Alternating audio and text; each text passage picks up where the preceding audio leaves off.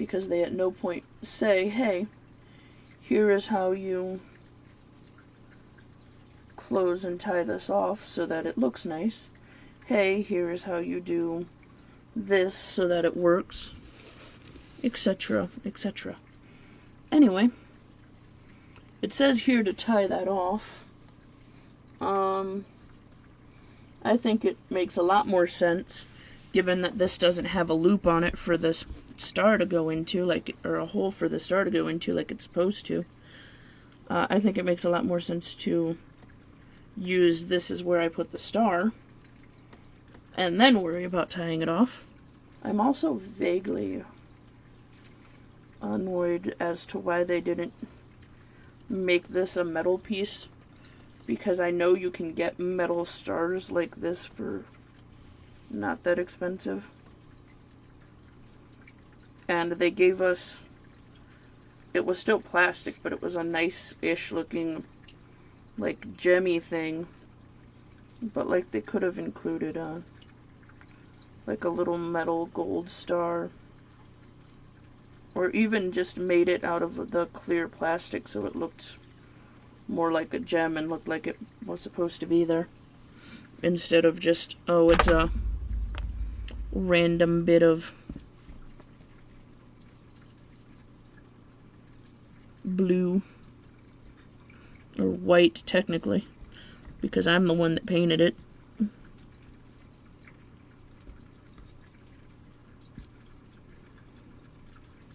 So, like, I feel like that was just a thing they did out of not wanting to have to pay slightly more for something that would also look better. That's why I keep saying with this, the thing that you're paying for most is the instructions, not necessarily the thing itself.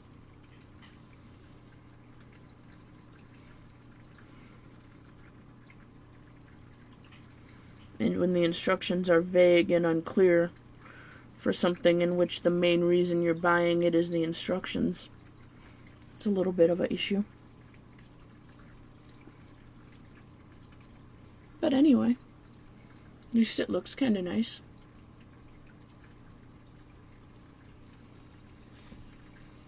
This is probably going to be the front because the other side is where all the knots are. You know, it makes more sense to have all the knots on the other side. Where did the needle go? There it is.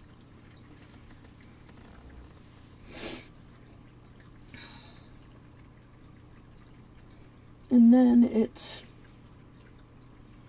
feathers. And the last...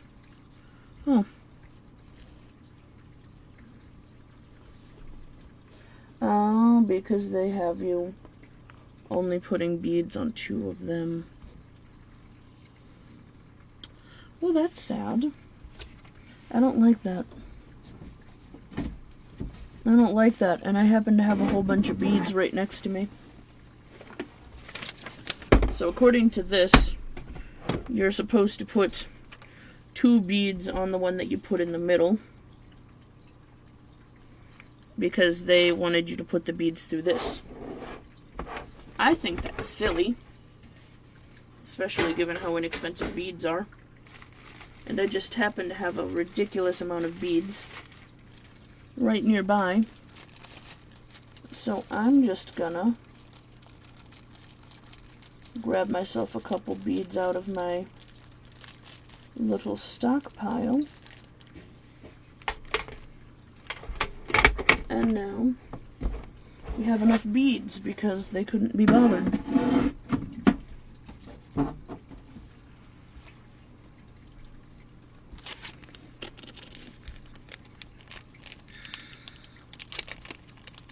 Honestly, beads are like one of the most inexpensive things you can include in a craft kit. So the fact that they were like, nah, we're gonna not. Alright. So we do have the leftover feathers from before. Because I decided to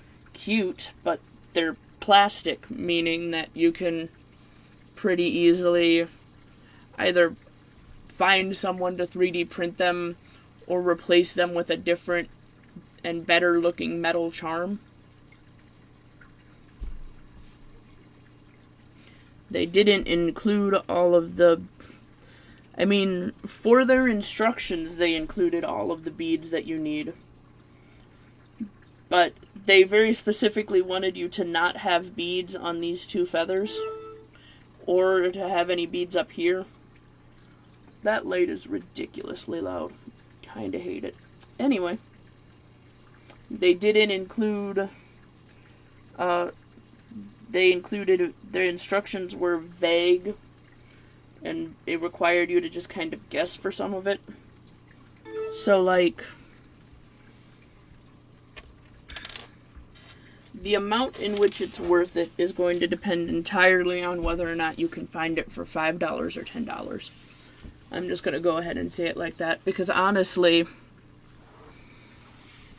you could probably look up the instructions on the internet. I just know that sometimes the internet assumes that you know at least vaguely what you're doing already, and thus their instructions are worse than the instructions that came with that kit. So, like, yeah. I feel like you've heard all of my gripes with it. So, now it's going to be up to you guys to decide whether or not you think it's worth it.